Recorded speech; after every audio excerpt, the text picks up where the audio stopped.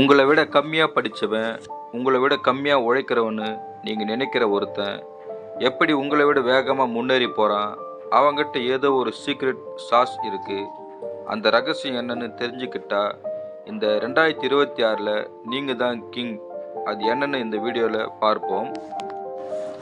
Hello மக்களே, எப்படி இருக்கீங்க? எல்லாரும் சௌக்கியமா?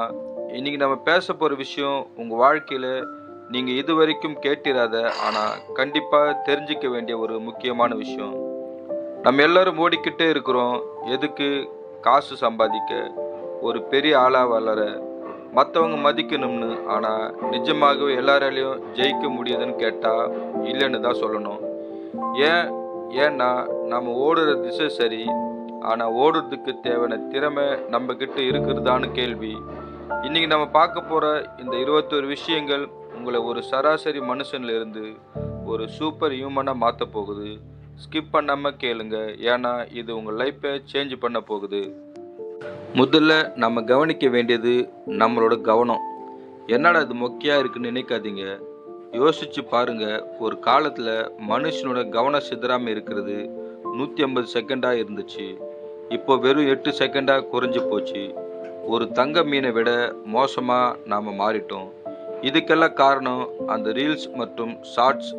எவன் ஒருத்தன் இந்த டிஜிட்டல் போதையிலிருந்து வெளியே வந்து தன் வேலையில் லேசர் மாதிரி கவனத்தை வைக்கிறானோ அவன் தான் இந்த காலத்தில் ஜெயிக்கிறான்.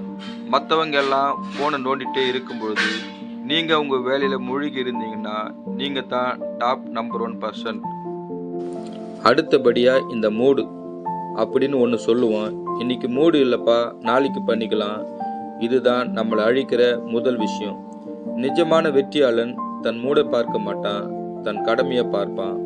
உடம்பு முடியலன்னு மனசு கஷ்டமா இருந்தாலும் இன்னைக்கு இது செஞ்சே ஆகணும், ஒரு கட்டுப்பாடு இருக்கணும். அந்த ஒழுக்கம்தான் ஒரு சாதாரண மனுஷனை ஹீரோவா மாத்துது.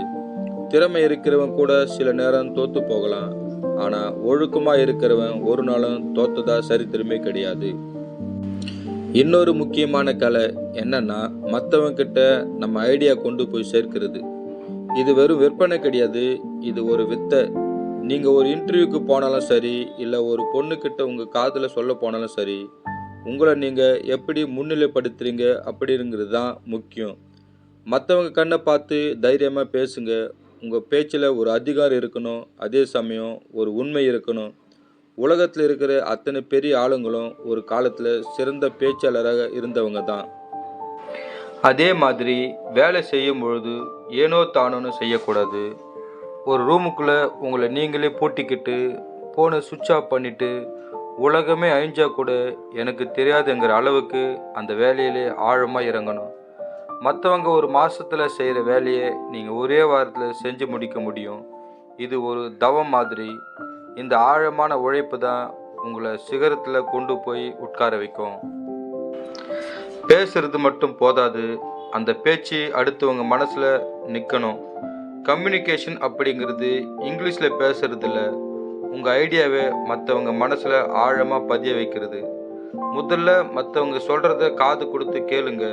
நல்லா கேட்குறவன் தான் நல்லா பதில் சொல்ல முடியும். உங்கள் பாடி லாங்குவேஜில் ஒரு கெத்து இருக்கணும். நீங்கள் பேசுகிற வார்த்தைகளை அடுத்தவனை யோசிக்க வைக்கணும். நம்ம ஊரில் ஒரு பழக்கம் இருக்குது, எதுவாக இருந்தாலும் உடனே நடக்கணும்னு நினைப்போம். ஆனால் ஒரு மரம் வளர்னா கூட அதுக்கு ஒரு காலம் இருக்குது. இன்றைக்கி கிடைக்கிற சின்ன சின்ன சந்தோஷங்களை தியாகம் பண்ண கற்றுக்கோங்க.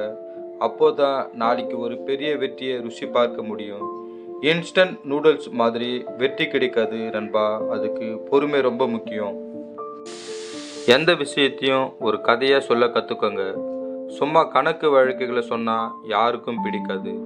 ஆனால் அதையே ஒரு சுவாரஸ்யமான கதையாக சொன்னால் மக்கள் உங்கள் பின்னாடி வருவாங்க. உங்கள் வாழ்க்கையில் பட்ட கஷ்டங்களை கதையாக சொல்லுங்கள். அது மற்றவங்களோட உணர்ச்சிகளோடு கலக்கணும். எவன் ஒருத்தன் கதையை அழகாக சொல்கிறானோ அவன்தான் இந்த காலத்தை ஆளுகிறான். எப்பவும் பாசிட்டிவாக இருங்க. எனக்கு மட்டும் ஏன் இப்படி நடக்குதுன்னு புலம்புறதை நிறுத்துங்க.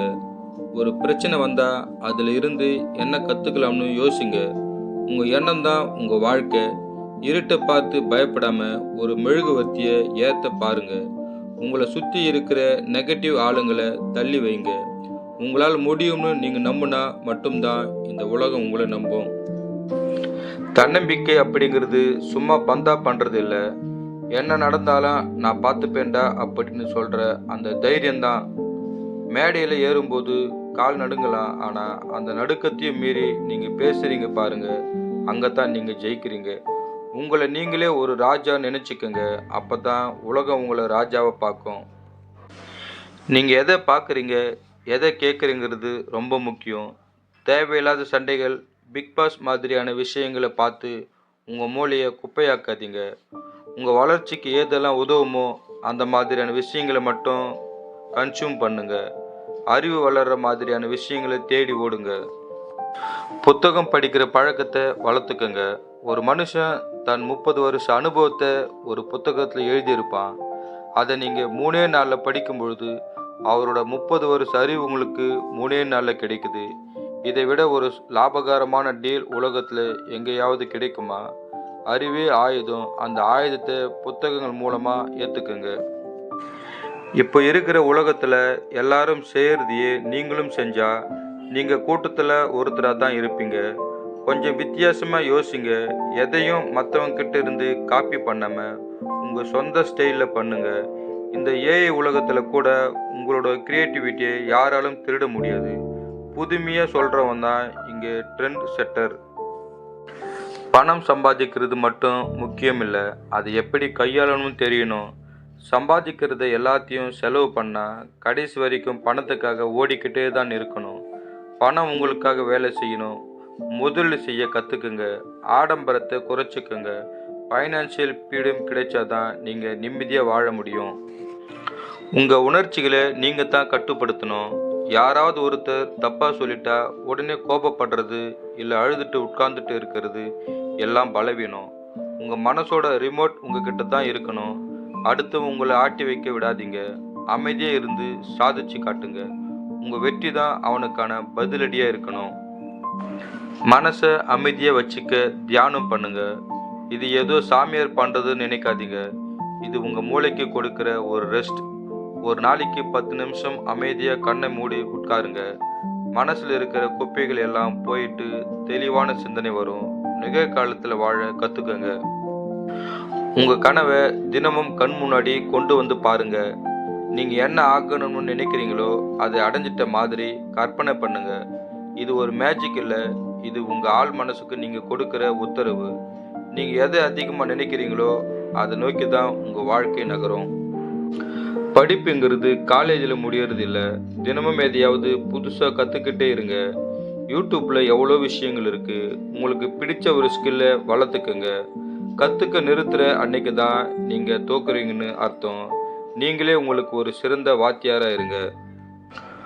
உலகம் வேகமாக மாறிக்கிட்டே இருக்குது. அதுக்கேற்ற மாதிரி நீங்களும் மாறணும். பழைய பஞ்சாங்கத்தையே பேசிக்கிட்டு இருந்தால் வேலைக்கு ஆகாது. புது டெக்னாலஜி வந்தால் கற்றுக்கோங்க. ஒரு பிளான் ஒர்க் அவுட் ஆகலையா உடனே அடுத்த பிளானுக்கு மாறுங்க. வளைந்து கொடுக்குற குணம் தான் உங்களை நீண்ட காலம் வாழ வைக்கும். நீங்கள் யாரோட பழகிறீங்கிறது ரொம்ப முக்கியம். வெட்டி பசங்க கூட இருந்தால் நீங்களும் வெட்டியாக தான் இருப்பீங்க. உங்களை விட அறிவான, உங்களை விட மேலே இருக்கிறவங்க கூட பழக்கத்தை வச்சுக்கோங்க. ஒரு நல்ல நெட்வொர்க் உங்களுக்கு பல கதவுகளை திறந்து விடும். மனுஷங்க தான் உங்களோட பெரிய சொத்து. தோற்று போயிட்டுன்னு உட்காந்துட்டா நீங்கள் ஒரு கோடை. விழுகிறது தப்பு இல்லை, ஆனால் விழுந்த இடத்துலையே கிடக்கிறது தான் தப்பு. 10 தடவை முடியலையா 100 தடவை முயற்சி பண்ணுங்க. விடாமுயற்சி இருக்கிற ஒருத்தனை யாராலும் அசைக்க முடியாது. நீங்கள் ஜெயிக்கிற வரைக்கும் ஓடாதீங்க. கடைசியாக உங்கள் உடம்பை பார்த்துக்கோங்க. என்னதான் காசு பணம் இருந்தாலும் ஆரோக்கியம் இல்லைன்னா எதுவுமே வேஸ்ட்டு. நல்லா சாப்பிடுங்க, நல்லா தூங்குங்க, உடற்பயிற்சி பண்ணுங்க. உங்கள் உடம்பு தான் நீங்கள் வாழப்போகிற ஒரே இடம். அதை ஒரு போர் வீரனோட உடம்பு மாதிரி ஸ்ட்ராங்காக வச்சுக்கோங்க. மக்களே, இந்த 21 விஷயங்களும் ஒரே நாளில் நடந்துடாது. ஆனால் ஒவ்வொரு நாளும் ஒரு பர்சன் முன்னேறினா கூட ஒரு வருஷத்தில் நீங்கள் வேறு லெவல் மனுஷனாக மாறி இருப்பீங்க.